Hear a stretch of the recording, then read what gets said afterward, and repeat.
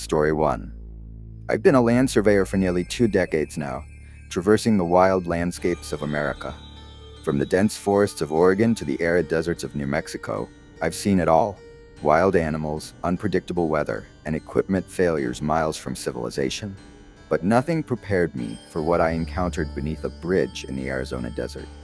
It's the kind of experience that sticks with you, gnawing at the edges of your mind, and reminding you that out there in the middle of nowhere, you're truly on your own. It was mid-July, the kind of day where the heat presses down on you like a weight, and the sun seems determined to burn everything to a crisp. The Arizona desert stretched out in every direction, an endless sea of sand, rocks, and scrub brush, with nothing but the occasional cactus to break the monotony. The sky was a brilliant, cloudless blue, the kind of blue that seems to go on forever. I was assigned to survey a bridge spanning a dry riverbed about 50 miles outside of Phoenix, in a remote area called Eagle Pass. It wasn't a glamorous job, but it was straightforward enough. Check the structural integrity, measure the wear and tear, and ensure it was still up to code. The bridge itself was old, probably built back in the 1960s, and hadn't seen much traffic in recent years. It was isolated, far from any town or main road, which made it perfect for someone like me who preferred working alone.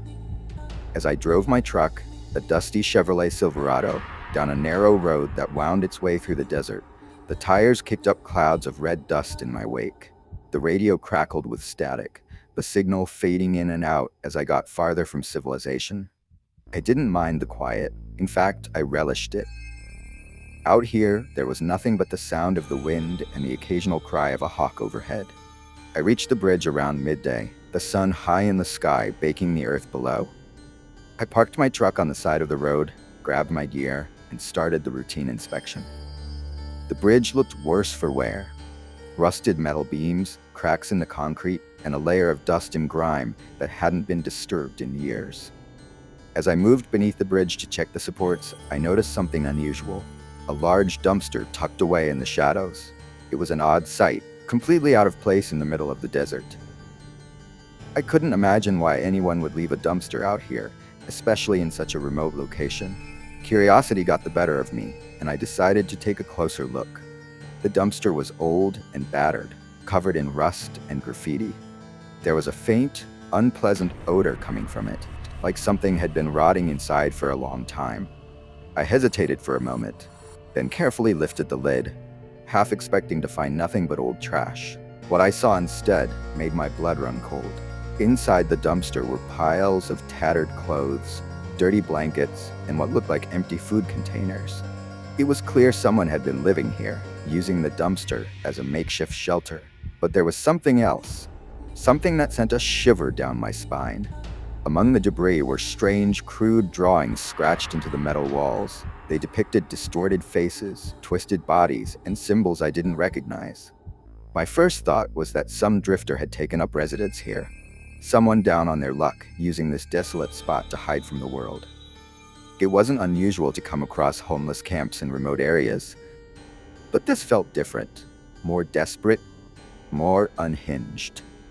I backed away from the dumpster, my heart pounding in my chest. I'd seen enough. I just wanted to finish my inspection and get out of there. I tried to shake off the unease that had settled over me, focusing on the task at hand, but as I worked, I couldn't help but glance back at the dumpster, half expecting to see someone emerging from the shadows. That's when I heard it, the sound of footsteps crunching on gravel. I froze, every muscle in my body tensing as the footsteps grew louder, closer. I scanned the area, my eyes darting from the bridge to the surrounding desert, but I didn't see anyone. The sound stopped, and for a moment, there was only the wind whistling through the dry riverbed. Then, out of the corner of my eye, I saw movement. A figure stepped out from behind the dumpster. It was a man, his clothes filthy and tattered, his hair wild and matted. He was tall and gaunt, with a crazed look in his eyes. He stared at me for a moment, his expression unreadable, then began to move toward me. My heart leaped into my throat. I didn't know what this guy wanted, but I knew I didn't want to stick around to find out. I quickly backed away, trying to keep some distance between us, but he kept coming, his pace quickening with every step. "Hey," I called out, my voice shaking despite my efforts to stay calm. "I'm just doing my job here. I'll be out of your way in a minute. But he didn't respond. His eyes were locked on me, and there was something in his gaze that sent a wave of fear crashing over me. Something wild, unhinged, like he was barely holding on to reality. My mind raced, trying to figure out what to do. My truck was parked a few yards away, but the man was between me and it.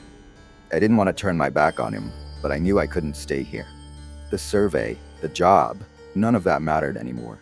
All I cared about was getting out of there in one piece. Then he spoke, his voice low and gravelly.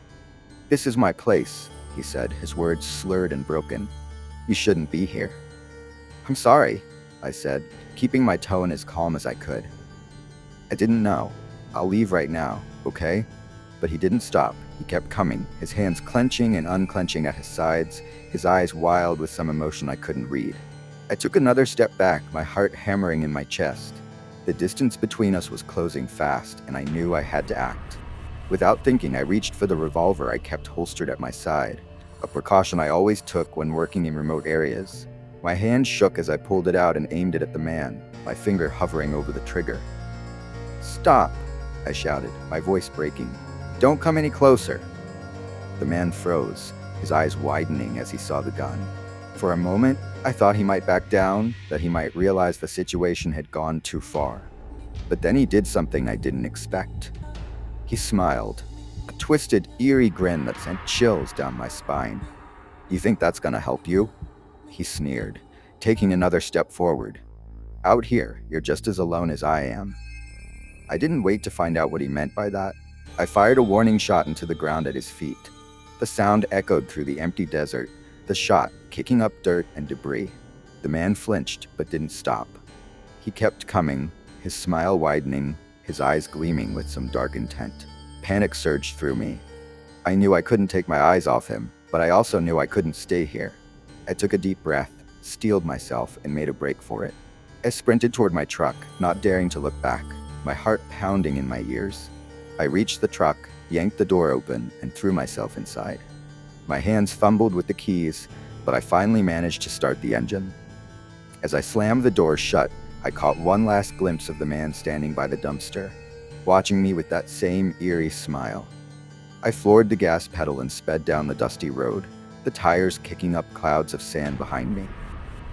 I didn't stop until I was miles away. The bridge was nothing but a distant memory in the rearview mirror. I never went back to that site. I reported the incident to my supervisor, a man named Tom Mitchell, who said someone else to finish the job. I don't know what happened to the man under the bridge, and I don't want to know. All I know is that I came too close to something dark, something that could have ended very differently. Even now, I still think about that day. I still see the man's face, that twisted smile, in my nightmares. And every time I find myself in a remote area, I can't help but look over my shoulder, half expecting to see him standing there, waiting, watching. The experience under that bridge taught me a lesson I'll never forget.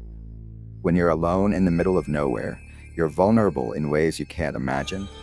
The isolation, the emptiness, it plays tricks on your mind, makes you question what's real and what isn't. And sometimes you encounter things that remind you just how thin the line between safety and danger really is. So if you ever find yourself in the middle of nowhere, remember this story.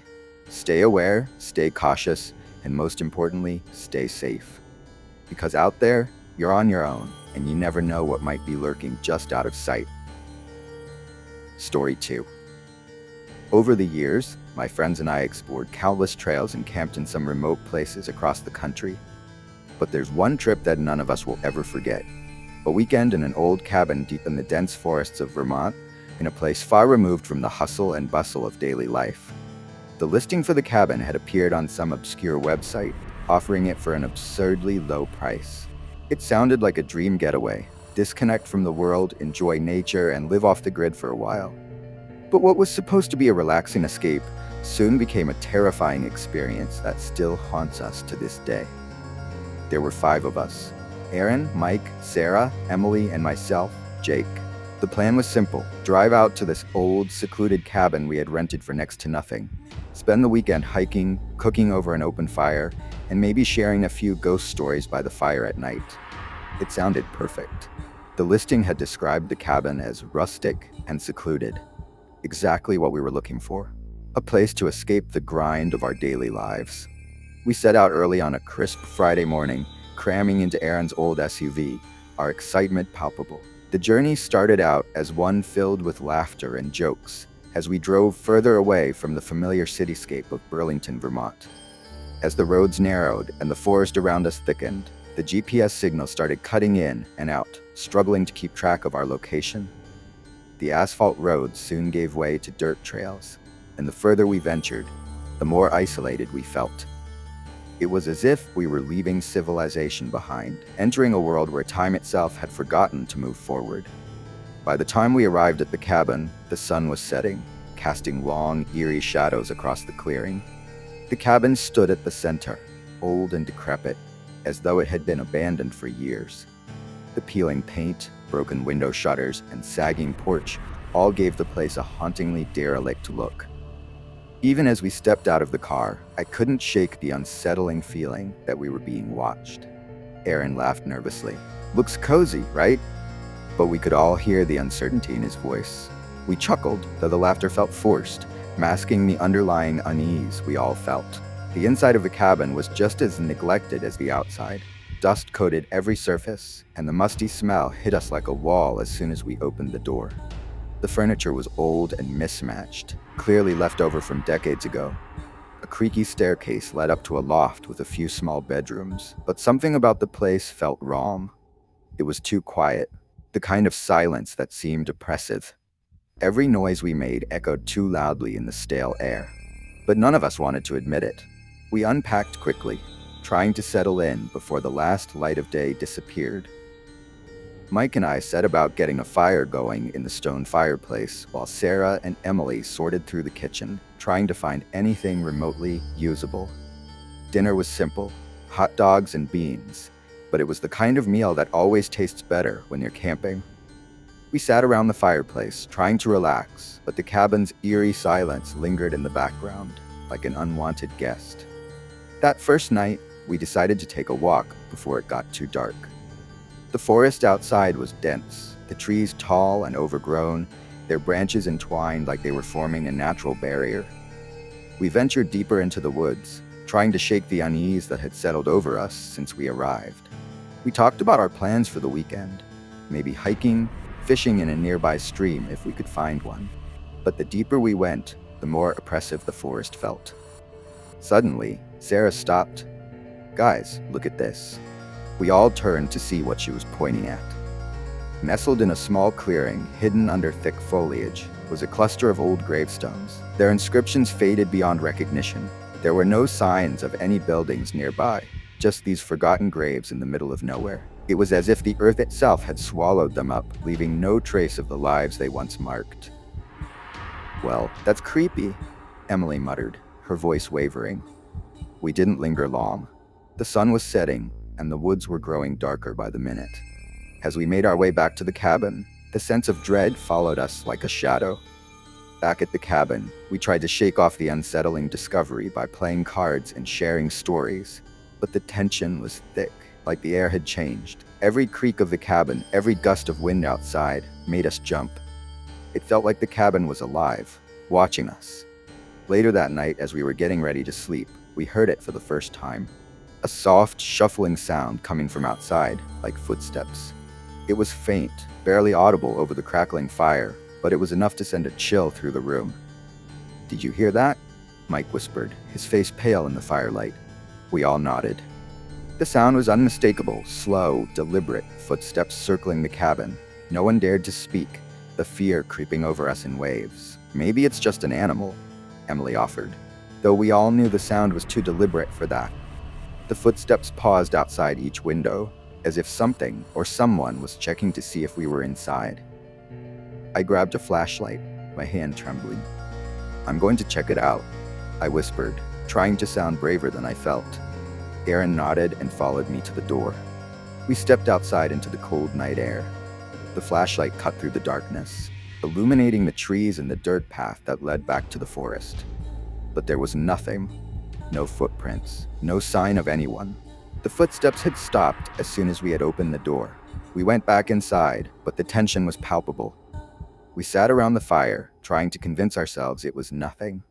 But as the night wore on, the unease grew unbearable. Eventually, we decided to sleep in the living room, too afraid to sleep alone in the small bedrooms upstairs. We laid out our sleeping bags near the fire, the flickering flames the only source of light. Just as I was beginning to drift off, I heard it again, footsteps. But this time they were coming from above us, from the loft. My heart stopped. Slowly, the footsteps moved across the wooden floor, each step creaking under weight. Someone or something was upstairs. We lay there, frozen in terror, unable to move. The footsteps continued, pacing back and forth as if searching for something. Then they stopped, right at the top of the stairs. I don't know what possessed me, but I knew we had to leave. "We need to get out," I whispered, scrambling to my feet. The others didn't need convincing. We grabbed our things and bolted for the door just as the footsteps began to descend the stairs. We didn't look back. We ran to the car, Aaron fumbling with the keys in his panic. Finally, he got the engine started, and we sped down the gravel path, leaving the cabin and whatever was inside far behind us. We drove for miles, not saying a word, the fear still gripping us tightly. When we finally reached the main road, Aaron broke the silence. "What the hell was that?" he asked, his voice trembling. "I don't know," I replied, my heart still racing, but I'm never going back to find out. None of us slept that night.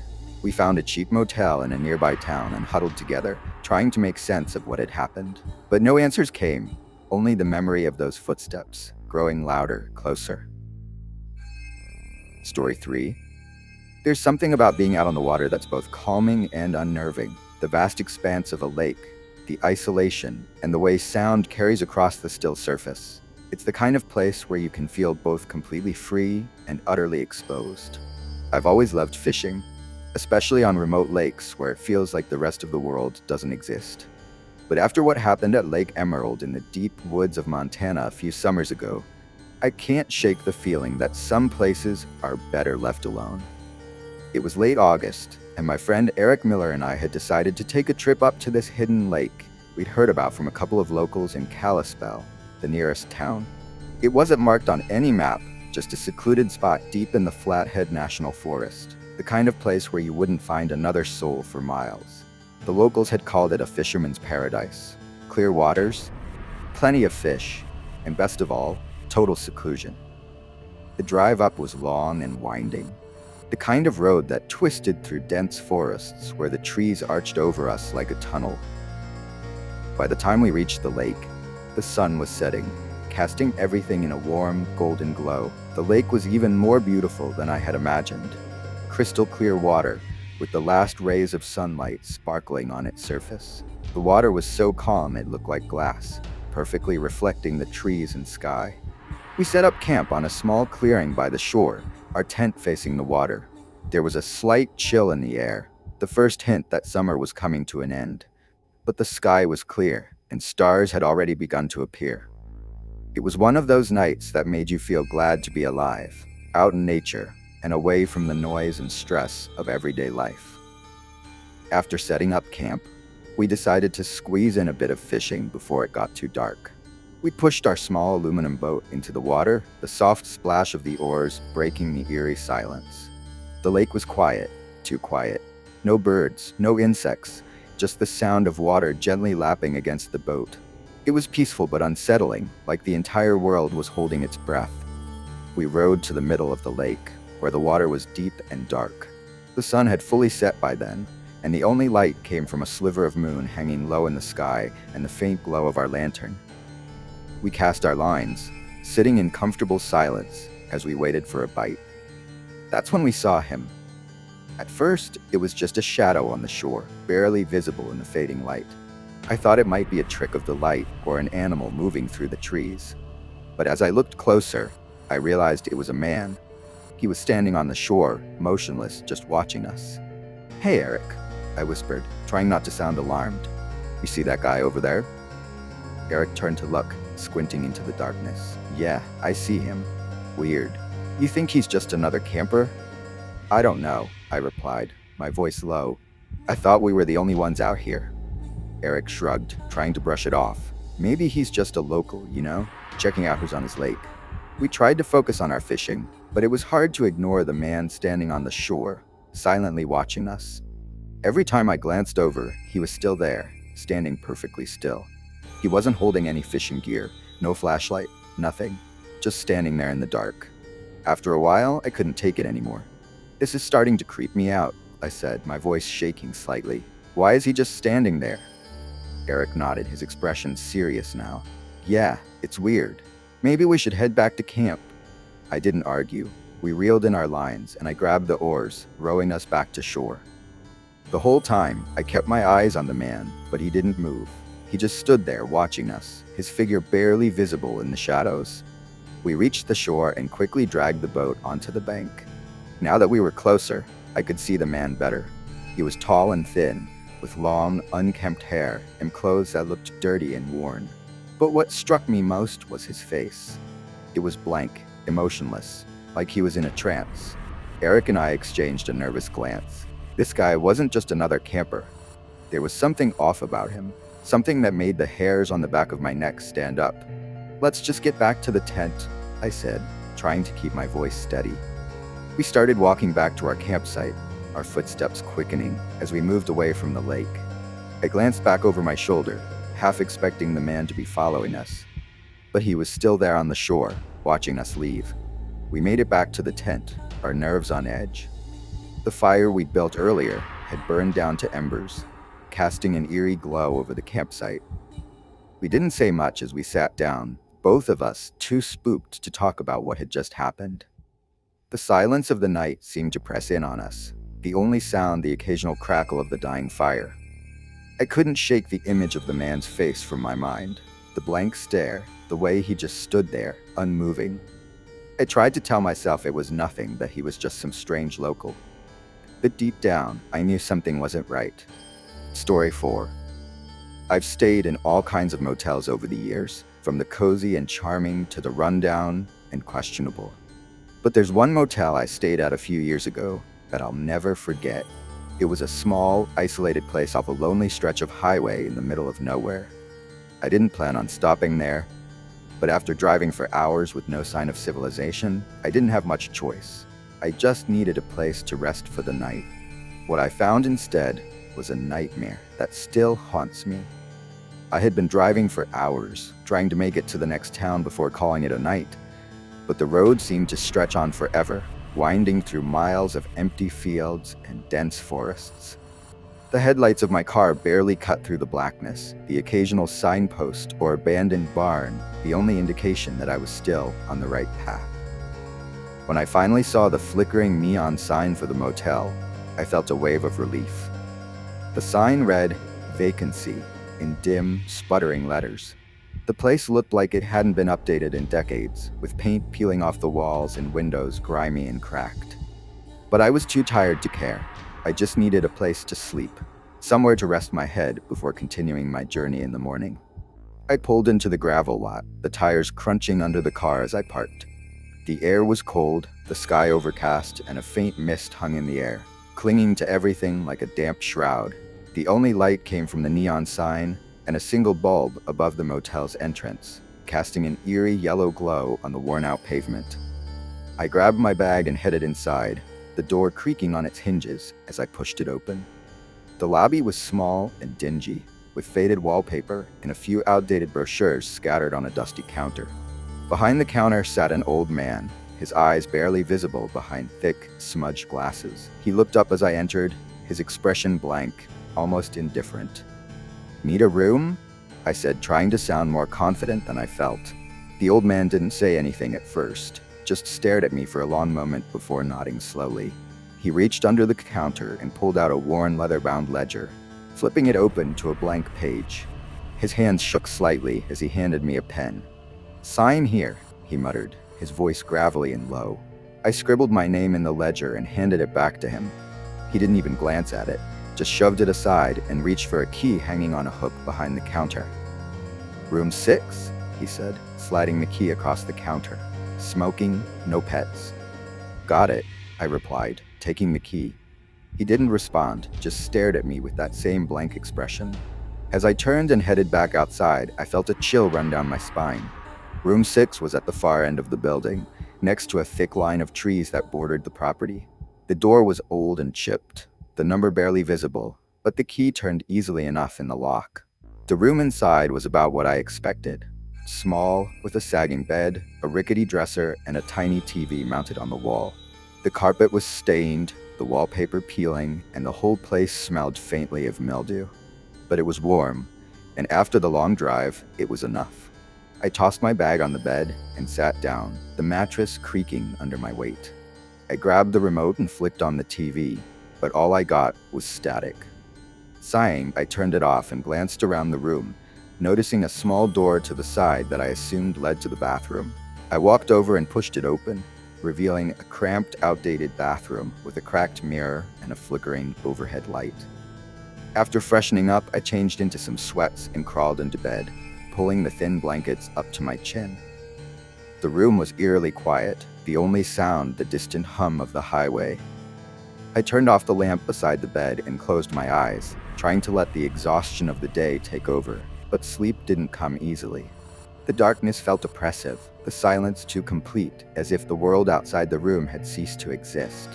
I tossed and turned, trying to get comfortable, but an uneasy feeling gnawed at the back of my mind. Something about the motel, about the old man behind the counter, about the whole place felt wrong. Just as I was starting to drift off, I heard a soft, almost imperceptible sound coming from outside the room. It was a faint noise, like something gently tapping against the door. My heart skipped a beat, and I sat up in bed, straining to listen. I told myself it was just the wind, maybe a branch from one of the nearby trees brushing against the door. But the sound was too deliberate, too steady. It wasn't random, it was intentional. I felt a chill run down my spine, and my hands shook as I reached for the lamp. The light flickered on, illuminating the door. My heart pounded in my chest as I stared at it, the sound still echoing in my ears. I didn't want to get up. I didn't want to see what was causing the noise. But I knew I wouldn't be able to sleep until I did. Slowly, I swung my legs over the side of the bed, my feet hitting the cold floor. I crept toward the door, my breath shallow, every nerve in my body screaming at me to stop, to turn back. But I didn't. I reached the door and placed my hand on the cold doorknob, hesitating for just a moment before turning it and pulling the door open. The night air rushed in, cold and damp, but there was nothing there, just the empty parking lot, the gravel gleaming faintly in the light of the distant neon sign. I stepped outside, the gravel crunching under my feet, and looked around. The mist hung low to the ground, making everything look ghostly, unreal. There was no one there, no sign of anything or anyone that could have made the sound. I shook my head, trying to shake off the unease. Maybe it really was just the wind, or maybe I was more tired than I realized. I was about to turn back to the room when I noticed something, a single footprint in the gravel just a few feet from the door. It wasn't mine. The print was large, the outline clear in the mist-covered gravel, and it led away from the room, disappearing into the line of trees at the edge of the property. My heart skipped a beat, and I quickly retreated back into the room, slamming the door behind me and locking it tight. I pressed my back against the door, my mind racing. Someone had been out there, standing just outside my room. But where had they gone? And why were they just standing there, tapping on the door? I tried to calm myself down, telling myself it was just some weirdo messing around, maybe one of the other guests playing a prank. But deep down, I knew that wasn't it. There was something off about the whole situation, something that made my skin crawl. I crawled back into bed, pulling the blankets up to my chin, but there was no way I was going to sleep now. I lay there in the dark, staring at the door. The hours seemed to stretch on forever, the silence in the room thick and suffocating. Then, just as I was starting to think I'd imagined the whole thing, I heard it again. This time, it was coming from the window. I froze, my breath catching in my throat. The window was right next to the bed, covered by a thin curtain that barely blocked out the light. The sound was soft, almost like someone gently tapping on the glass with their fingernails. I didn't want to look. I didn't want to see what was out there. But the sound continued, persistent, rhythmic, like it was trying to draw me closer, trying to get me to look. I squeezed my eyes shut, pulling the blankets over my head like a child hiding from a monster under the bed. I told myself it wasn't real, that it was just my imagination, that if I stayed still, stayed quiet, it would go away. But the tapping didn't stop. The room felt like a prison, the walls closing in around me. I was trapped. The tapping grew louder, more insistent, and I knew I couldn't just lie there and do nothing. With a trembling hand, I reached out and grabbed the flashlight from the nightstand. I took a deep breath, trying to summon the courage to look, to see what was outside the window. I slowly pulled the blankets down, the flashlight clutched tightly in my hand. I shone the flashlight at the window, the beam casting a faint glow on the thin curtain. I could see a vague shape behind it, something standing just outside the glass, barely visible. My heart pounded in my chest as I reached out with my free hand, gripping the edge of the curtain. I hesitated for just a moment, then yanked it aside, the flashlight beam illuminating the window. There was nothing there. No figure, no face, no sign of anything that could have been making the noise.